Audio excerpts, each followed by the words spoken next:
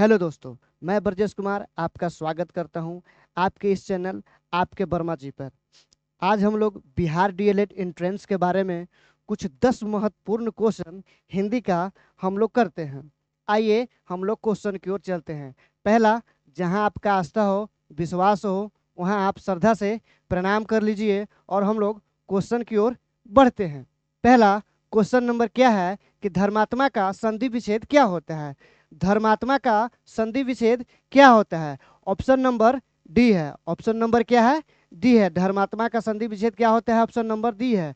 धर्म प्लस आत्मा, धर्म आत्मा। अब हम लोग आगे की ओर बढ़ते हैं। क्वेश्चन नंबर 2, समास में कुल कितने पद्य होते हैं? समास में कुल कितने पद्य होते हैं? दोस्तों, समास में कुल 2 पद्य होते हैं। समास में कितने पद्य होते हैं? 2 पद्य होते हैं समास में। ऑप्शन नंबर डी है। समास है क्या? आइए हम लोग समास के बारे में कुछ पढ़ते हैं। 2 या 2 से अधिक किसी शब्द को मिलाकर अन्य स्वतंत्र शब्द की रचना करते हैं उसे हम समास कहते हैं। समास किसे कहते हैं? 2 या 2 से अधिक शब्द मिलाकर किसी अन्य स्वतंत्र शब्द की रचना करते हैं उसे हम समास कहते हैं। उसे हम क्या कहते हैं? समास कहते हैं। ऑप्शन नंबर 2 हो गया। अब हम लोग क्वेश्चन की ओर आगे की ओर बढ़ते हैं। Question number 3। क्वेश्चन नंबर 3 में क्या बोल रहा है? मैं पढ़ रहा हूं। मैं पढ़ रहा हूं किस वाक्य का उदाहरण है? क्वेश्चन नंबर 3 में क्या बोल रहा है कि मैं पढ़ रहा हूं यह किस वाक्य का उदाहरण है? इसका आंसर हो जाएगा ऑप्शन नंबर ए, विधिवाचक वाक्य होगा। इसका क्या होगा? ऑप्शन नंबर ए, विधिवाचक वाक्य होगा। और फिर हम लोग क्वेश्चन नंबर आगे की ओर बढ़ते हैं। क्वेश्चन नंबर 4, कारक के कितने भेद होते हैं? कारक के कितने भेद होते हैं? तो कारक के 8 भेद होते हैं। कारक के कितने भेद होते हैं? तो 8 भेद होते हैं। ऑप्शन नंबर डी, कारक के कितने भेद होते हैं? 8 भेद होते हैं। कारक किसे कहते हैं? आइए हम कारक के बारे में जानते हैं। वाक्य में जिस शब्द का संबंध क्रिया से होता है उसे हम कारक कहते हैं। कारक किसे कहते हैं? वाक्य में जिस शब्द का संबंध क्रिया से होता है उसे हम कारक कहते हैं। क्वेश्चन नंबर आप समझिए गए, इसका आंसर नंबर डी हो गया। और क्वेश्चन नंबर हम लोग आगे की ओर बढ़ते हैं। Question number 5। क्वेश्चन नंबर 5 क्या कह रहा है कि सम्राट शब्द का स्त्रीलिंग क्या है? सम्राट शब्द का स्त्रीलिंग क्या है? तो सम्राट शब्द का स्त्रीलिंग ऑप्शन नंबर बी है। ऑप्शन नंबर क्या है? बी है, सामग्री। अब हम लोग क्वेश्चन की ओर आगे की ओर बढ़ते हैं। क्वेश्चन नंबर 6 है। 6 क्या कह रहा है कि चादर से बाहर पैर पसारना मुहावरे का अर्थ क्या होता है? यानी चादर से बाहर पैर पसारना मुहावरे का अर्थ क्या होता है? इसका मतलब आप लोग पढ़े ही होंगे हिंदी में कि आमदनी कम है और खर्च ज़्यादा है।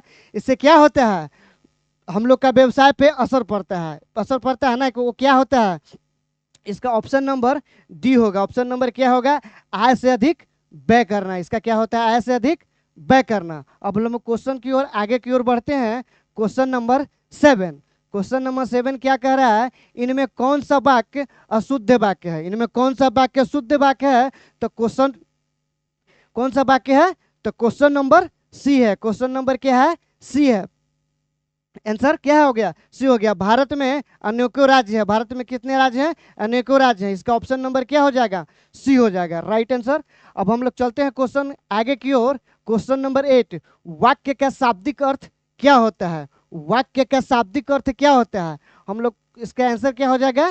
क्वेश्चन नंबर 8 का सी हो जाएगा। क्या हो जाएगा? सी हो जाएगा। बोलने का विषय होता है। क्या होता है? बोलने का विषय होता है। इसका ऑप्शन नंबर हो जाएगा सी इज द करेक्ट आंसर। अब हम लोग क्वेश्चन नंबर आगे की ओर बढ़ते हैं।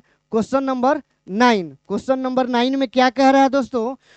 तुमसे बोला नहीं जाता है। तुमसे बोला नहीं जाता है वाक्य किस वाक्य का उदाहरण है?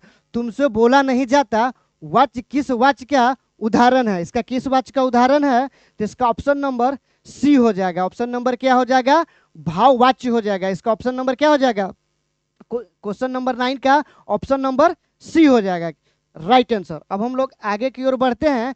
Question number 10। 10 में क्या बोल रहा है? 3 बेर खाती थी। 3 बेर खाती थी, वे 3 बेर खाती है।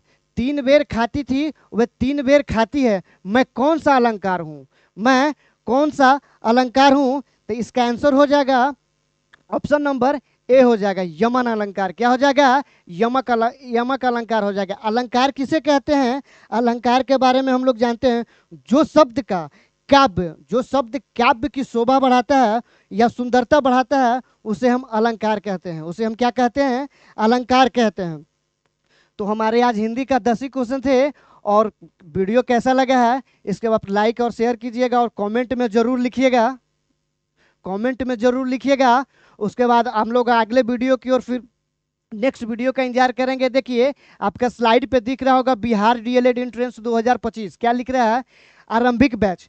अगर आप इसमें जुड़कर तैयारी करना चाहते हैं तो आपकी हिंदी का मैं गारंटी ले रहा हूं कि आने वाले जो भी समस्या है मैं उस समस्या को मैं समाधान कर दूंगा। बस आप एक बार विश्वास बनाए रखें और एक बार विश्वास जमाएं, और कमेंट में कैसा लगा वो आप एक बार जरूर लिखें। चलिए टेक केयर, ध्यान रखिएगा, बाय बाय, धन्यवाद।